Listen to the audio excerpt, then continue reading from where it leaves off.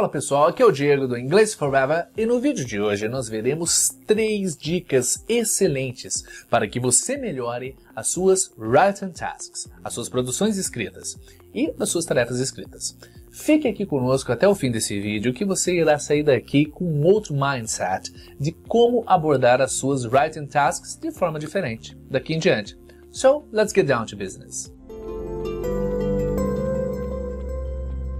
Quando você estiver escrevendo, e geralmente as pessoas ficam em dúvida, né? Eu escrevo dessa forma ou escrevo daquela outra ali. Eu capitalizo isso daqui, uso a palavra maiúscula ou minúscula. Ou seja, aprenda a utilizar as capital letters, que são as palavras maiúsculas.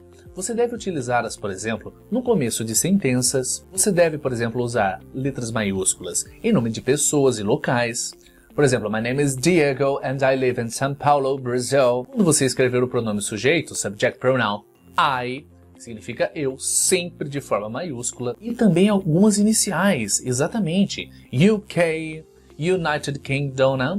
FBI, sempre com letras maiúsculas. A segunda dica que eu tenho para você é sobre substantivos contáveis e incontáveis. Countable and uncountable nouns. Muitas pessoas geralmente fazem alguns errinhos e confundem e utilizam, por exemplo, a palavra book, né? Aí você pode utilizar a book, né?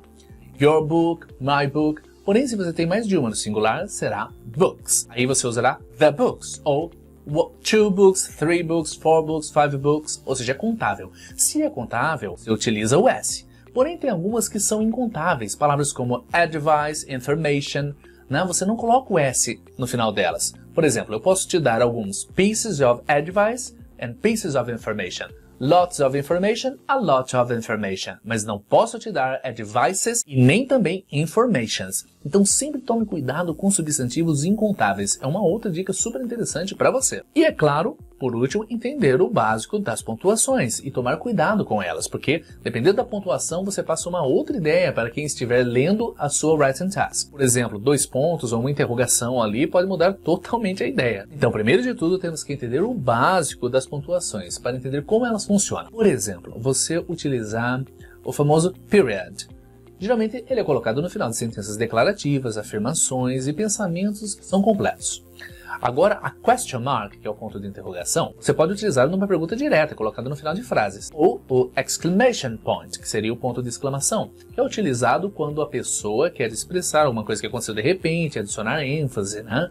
E etc. E também o famoso comma, que é a famosa vírgula, que geralmente utiliza para separação de ideias, elementos em uma sentença. E também de alguma outra forma diferente também, quando você esteja falando de datas, etc. Podemos utilizar também colon, que é o famoso 2 pontos.